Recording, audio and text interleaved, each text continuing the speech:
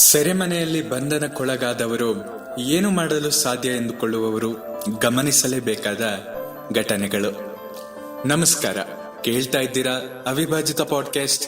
ನಾನು ಸಂಕೇತ್ ಭಟ್.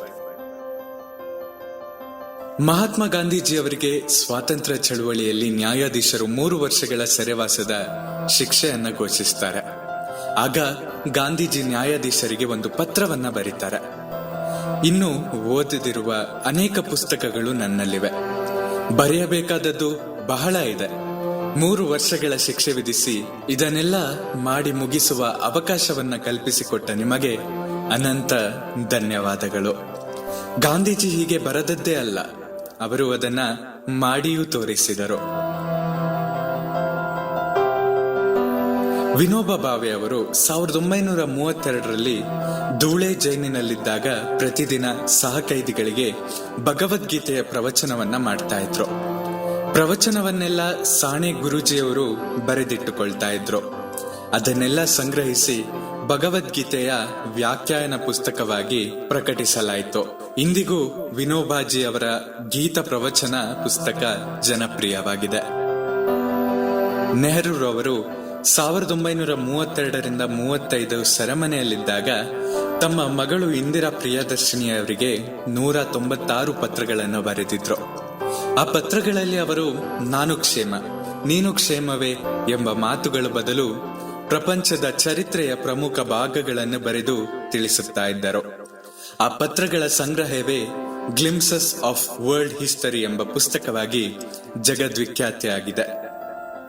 1989ರಲ್ಲಿ ಗುಜರಾತಿನಲ್ಲಿದ್ದ ದೋಂಬಿಗಳಲ್ಲಿ 30 ವರ್ಷದ ರಾವ್ಜಿ ಹರ್ಜಿ ಪಟೇಲ್ ಎಂಬುವರು ಸೆರೆಮನೆಗೆ ಶಿಕ್ಷೆಗೆ ಗುರಿಯಾದರು. ಯಂತ್ರೋಪಕರಣಗಳ ಪರಿಣಿತರಾದ ರಾವ್ಜಿ ಸೆರೆಮನೆಯಲ್ಲಿ ಗಮನಿಸಿದ ವಿಷಯ ಇದು.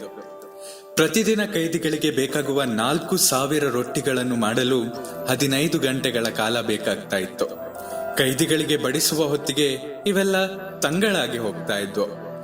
ರಾವ್ಜಿ ಅಧಿಕಾರಿಗಳಿಗೆ ಈ ಸಮಸ್ಯೆ ಪರಿಹರಿಸುತ್ತೇನೆಂದು ಅವಶ್ಯಕವಿದ್ದ 1 ವಾರ ಅನುಮತಿಯನ್ನ ಪಡೆದುಕೊಂಡು ಪೆರೋಲ್ ಮೇಲೆ ಹೊರಹೋದ್ರು. ಅವಶ್ಯಕವಿದ್ದ ಯಂತ್ರಗಳ ಬಿಡಿಭಾಗಗಳನ್ನ ಸಂಗ್ರಹಿಸಿಕೊಂಡು ಮರಳಿ ಸೆರೆಮನೆಗೆ ಬಂದ್ರು. ಸುಮಾರು 40 ದಿನ ಶ್ರಮಿಸಿದ್ರು. ರೊಟ್ಟಿ ಮಾಡುವ ಯಂತ್ರವನ್ನು ಸಿದ್ಧಗೊಳಿಸಿದ್ರು. ಈ ಮೋಟಾರು ಚಾಲಿತ ಯಂತ್ರ 2 ಕೆಲಸಗಾರರೊಂದಿಗೆ ಗಂಟೆಗೆ 4,000 ರೋಟಿಗಳನ್ನು ತಯಾರು ಮಾಡುತ್ತಿತ್ತು. ಕೈದಿಗಳಿಗೆ ಬಿಸಿ ಬಿಸಿಯಾದ ರೊಟ್ಟಿ ಸಿಗುವಂತಾಯಿತು. ಇಂದು ರಾವ್ಜಿ ರೊಟ್ಟಿ ಯಂತ್ರ ಬೇರೆ ಬೇರೆ ಸೆರೆಮನೆಗಳಲ್ಲೂ ಬಳಕೆಯಾಗ್ತಾ ಇದೆ ಅಂತೆ.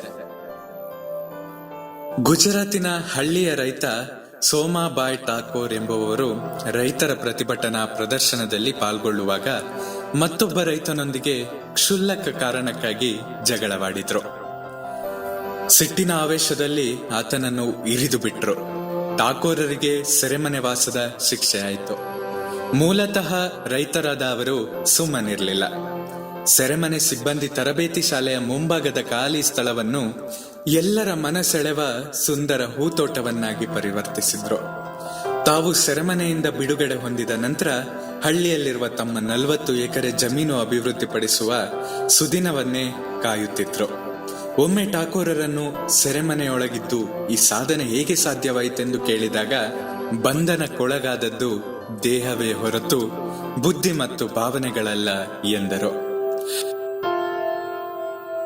ನಮ್ಮ ಪುಣ್ಯಕ್ಕೆ ದೇಹ, ಬುದ್ಧಿ ಮತ್ತು ಭಾವನೆಗಳ ಸರ್ವತಂತ್ರ ಸ್ವತಂತ್ರವನ್ನು ಅನುಭವಿಸುತ್ತಿರುವ ನಾವು ಎಷ್ಟು ಸಾಧನೆಯನ್ನ ಮಾಡಬಹುದಲ್ವಾ?